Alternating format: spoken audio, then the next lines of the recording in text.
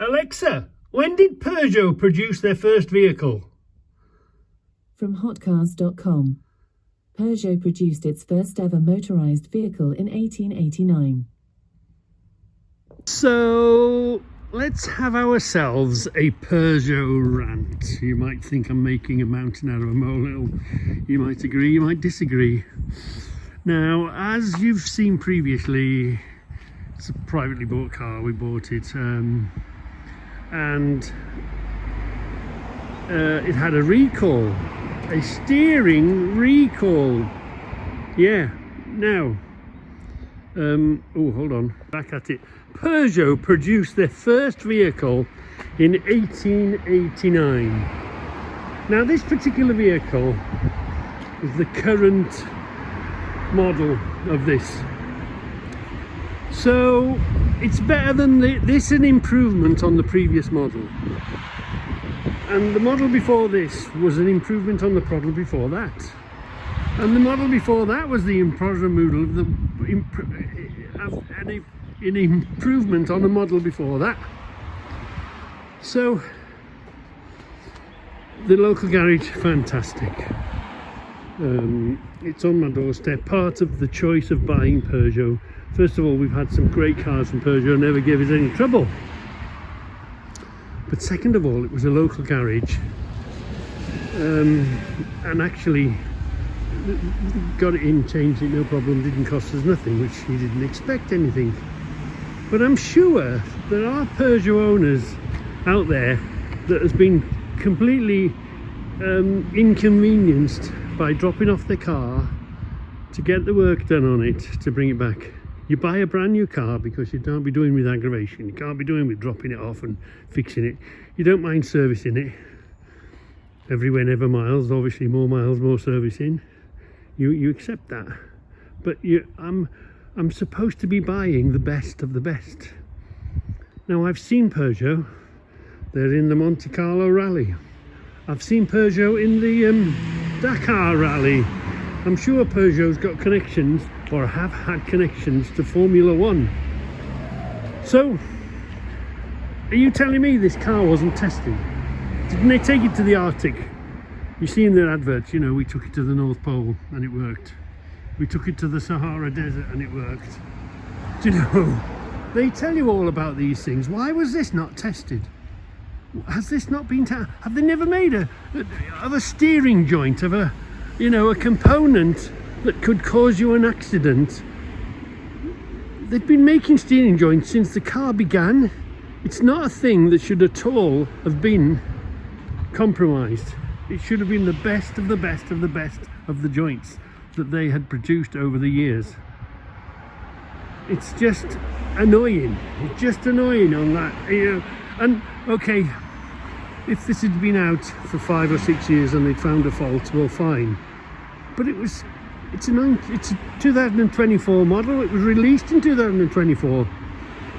Is Peugeot telling us that they don't test the vehicles? Is Peugeot telling us that they're using the cheapest materials they can? Now I know materials, steel can rust.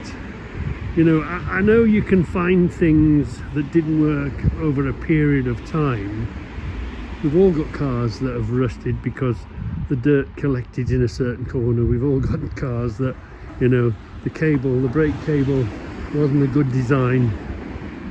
Over a period of time, if this was an old model, and then they discovered something because it had done collectively millions and millions of miles, and they'd found a problem and they'd put a hand up to it.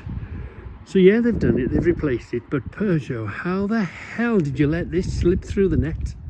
A steering component. Even in the letter that they sent, that it could cause you to lose control of your vehicle. How, you know, somebody's arse needs seriously kicking.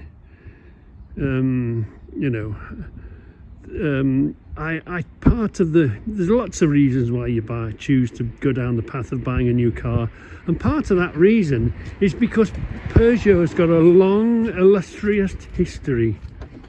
And if I said to you, okay, drive around this week And how many Peugeots, how many old Peugeots do you still see on the road? It was a bit of a, there was lots of other models that we could have chosen, but part of the thinking of buying this one was, well, I've been on the road for years, and you do see Peugeots and you do see old Peugeots, so they do last. So there would be no reason to think that this has got a good chance of lasting. Yeah, okay, all you doubters can say, oh, it's plastic, it's no good, it's modern, it'll never last.